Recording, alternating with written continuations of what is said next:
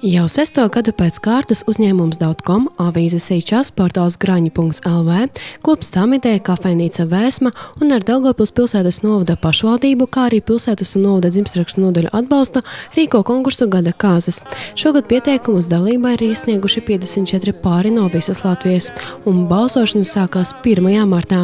Katrs cilvēks var nobalsot par savu iecienītāko pāri, nosūtot SMS vai balsojot sociālos tīklos vai kafejnīcā Vēsma.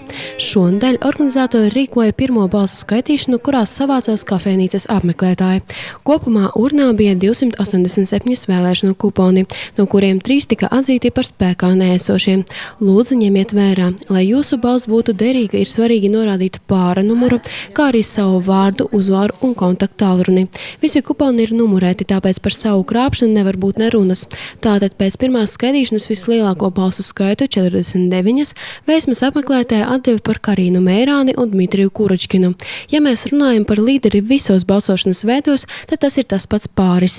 Viņi ieguva gandrīz 2000 SMS balsu un vairāk nekā 3000 cilvēku nobalsoja par Karīnu un Dmitriju sociālajos tīklos.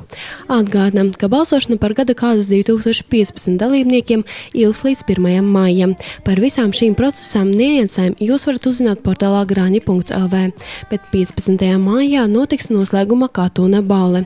Uz to tiek aicināti visi dalībnieki. Pēc balsošanas rezultātiem tiks atlasīti 15 labākie pāri.